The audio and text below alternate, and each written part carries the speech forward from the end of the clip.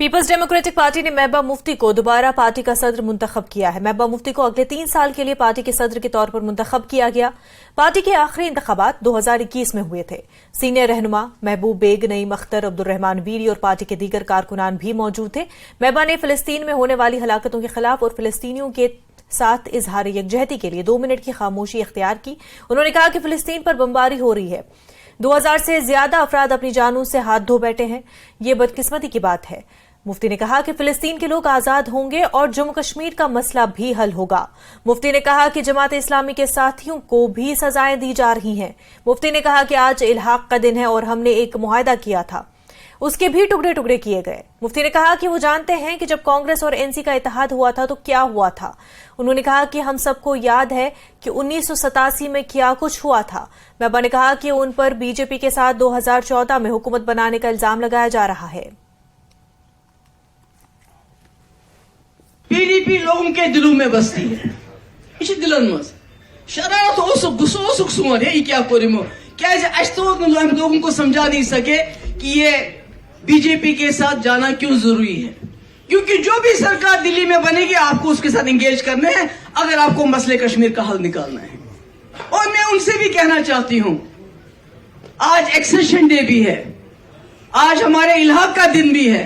मैं उनको बताना चाहती हूं, हमने इल्हाक किया है आइडिया ऑफ इंडिया के साथ। जहां हमारी शिनाख्त जिंदा रहे, जहां हमारा वजूद जिंदा रहे, जहां हमारी पहचान जिंदा रहे, आपने उसके साथ खिलवाड़ करके खुद इल्हाक को कमजोर किया। मैं नहीं कहती हूं, ये आपको वक्त बताएगा। अभी देखिए फलस्तीन, पूरी इजराइल सारी दुनिया में सबसे बड़ी उस ताकतवर फौज मानी जाती है, सबसे एडवांस फौज मानी जाती है, और इस वक्त वो फलस्तीनियों का जेनोसाइड कर रहे हैं, नस्लकशी कर रहे हैं।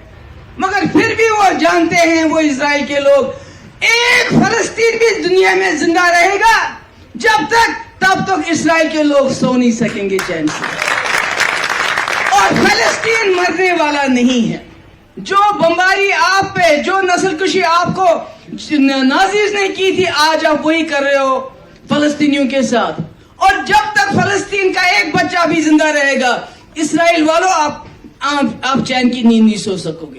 ये सबक हमारी यहां की सरकार के लिए भी है कि आप बंदूक के जोर पे, एनआईए के जोर पे, यूएपीए के जोर पे, ईडी के जोर पे, एसआईयू के जोर पे, एसआईए के जोर पे जम्मू कश्मीर के लोगों को इस तरह दबा नहीं सकते हो।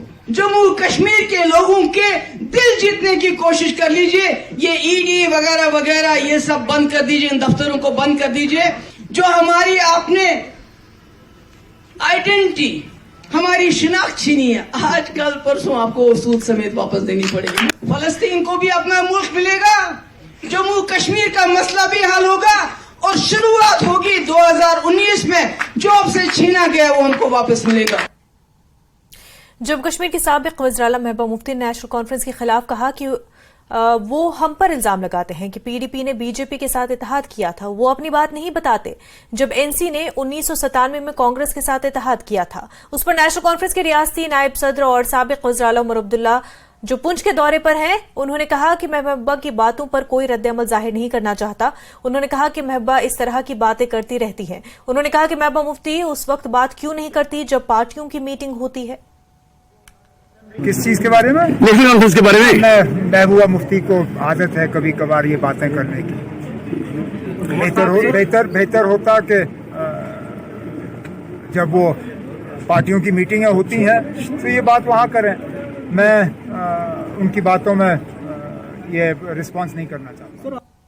जम्मू कश्मीर बीजेपी ने पीडीपी के सदर महबूबा मुफ्ती के उस बयान पर शदीद रद्द-ए-अमल का इजहार किया जिसमें उन्होंने कश्मीर की सूरत हाल का फिलिस्तीन से मवाजना किया।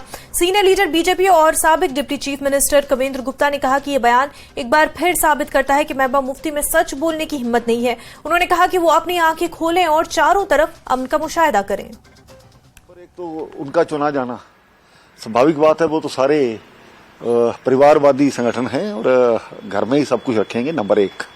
नंबर 2, जहां तक उनका कश्मीर के बारे में फिलिस्तीन कहना है, तो एक तो बंद आंखों से देख करके कुछ पता नहीं चलता, सच को सच कहने की हिम्मत होनी चाहिए।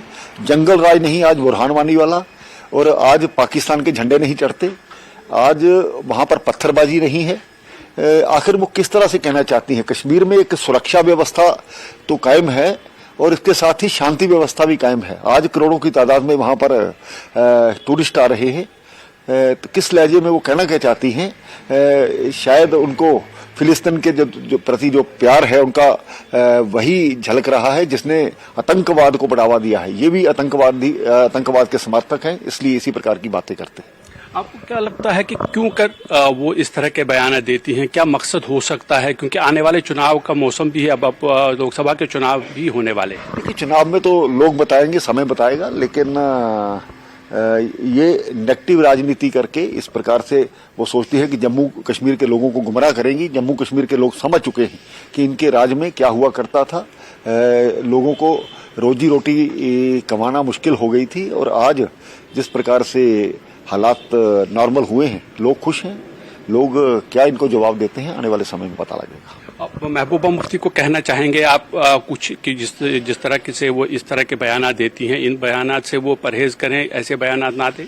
देखिए, उनकी एक आदत बन चुकी है खबरों में रहने की। सोचती हैं कि शायद ये जो पूरा गठबंधन की वो भी हिस्सा है, जो खुद ब खुद खत्म होता जा रहा है। रोज उनमें आपस में लड़ाई है, अपने सर्वाइवल का एक उनका सहारा ढूंढ रही। कांग्रेस के रियासती सदर विकार सुलवानी और रियासती नायब सदर रमन भल्ला ने पुंछ का दौरा किया। पार्टी कारकुनों ने सीनियर क़यादत का वालहाना इस्तकबाल किया। सीनियर क़यादत उन्होंने पार्टी कारकुनों के साथ मीटिंग की। इस मौके पर मीडिया से बात करते हुए विकार सुलवानी ने कहा कि पार्टी को मजबूत करने के लिए ये उनका कयाम है और आने वाले दिनों में कांग्रेस की तरफ से पूरी रियासत में रैलियां निकाली जाएंगी। भारतीय जनता पार्टी को निशाना बनाते हुए वानी ने कहा कि उन्होंने पंचायती और असेंबली इंतखाबात को मुलतवी कर दिया है।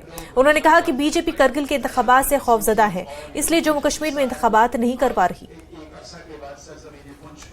हमारी स्टेट की जो हालत है, लोगों की जिस तरह से बदहाली हो रही है, लोगों की जिस तरह से उनकी दुख और तकलीफें बढ़ रही हैं, कांग्रेस का मंशूर रहा है कि हमने हमेशा सभी धर्मों को लेकर आगे निकलना है, आगे निकल के लोगों के जो दुख दर्द में शामिल होना है। और शायद इसी मकसद से हमारी जो रियासती जो कबीना है कांग्रेस की, हेडेड बाई हमारे जो प्रेसिडेंट हैं, उनका जो दौरा है, ये मेरे ख्याल में अपने आप अहमियत, बहुत बड़ी अहमियत का दौरा है। मैं ये कहूँगा कि जो हमारी कांग्रेस की पॉलिसी है उनको घर घर पहुँचाना है, और जो बीजेपी ने यहाँ इस स्टेट के साथ किया उसको उजागर करना है। जैसे हमारी स्टेट को यूटी बनाया, जैसे हमारे स्टेट के 2 हिस्से किए, 10 साल से इलेक्शन नहीं कर रहे हैं, अभी यूएलबी और पंचायत इलेक्शंस जो है वो डेफर किए।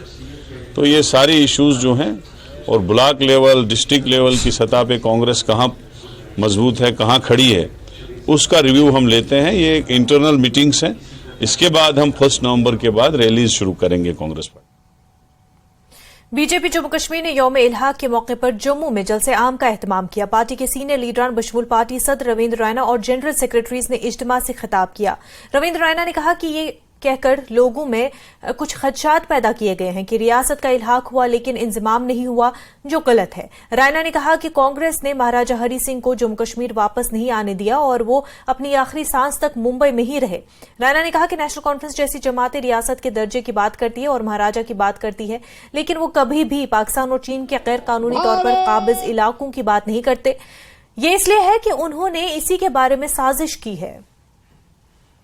राणा साहब, आज जो आपने भाषण दिया, भाषण के दौरान आपने ये भी कहा कि जो नेशनल कॉन्फ्रेंस और जो बाकी अपोजिशन की पार्टीज हैं और कांग्रेस को खासतौर पे आपने निशाना बनाया कि जवाहरलाल नेहरू थे जिन्होंने लेट कर दिया एक्सेशन में।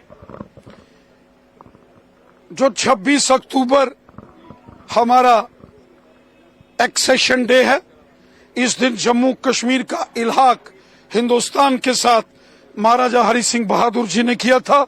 इस रोज विलय हुआ था, और हम सब जानते हैं कि पूरे जम्मू कश्मीर में पूरे जोशो जश्न के साथ, जुनून के साथ आज विलय दिवस इलाक का दिन मनाया जा रहा है।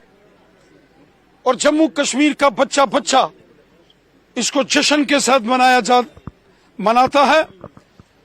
बड़े दुर्भाग्य की बात है कि कांग्रेस के लोगों ने और जवाहरलाल नेहरू ने देश के साथ धोखा किया वरना ये पूरा का पूरा जम्मू कश्मीर आज हिंदुस्तान में होता, ये लोग हमारे हैं। वहां के रहने वाले चाहे मुजफ्फराबाद के हों, मीरपुर के हों, गिलगित बल्टिस्तान के लोग हों, ये हमारे भाई बहन हैं, वो हिंदुस्तानी हैं। पाकिस्तान ने उनको यरगमाल बना के रखा है, उनके पांव में गुलामी की बेड़ियां हैं। आज नहीं तो कल वो बेड़ियां टूटेंगी और फिर हम इकट्ठे होंगे। जम्मू कश्मीर के विलय का दिवस जब मनाया जा रहा है तो बाकी जो यहाँ की राजनीतिक पार्टी हैं, खासतौर पे कांग्रेस की बात करें या नेशनल कॉन्फ्रेंस की बात करें, तो उनके द्वारा किसी तरह का कोई जश्न नहीं है, क्या वजह समझते हैं आप? कांग्रेस ने तो जम्मू कश्मीर को धोखा दिया, देश को धोखा दिया। ये जो देश का बंटवारा हो गया और जम्मू कश्मीर के एक बड़े हिस्से पर पाकिस्तान ने कब्जा किया, चीन ने कब्जा किया, ये कांग्रेस की नाफरमानियां हैं, ये कांग्रेस की काली करतूतें हैं। ये धोखा देश के साथ कांग्रेस ने किया। किस मुंह से वो आज ये विलय दिवस मनाएंगे? वो नहीं मनाएंगे।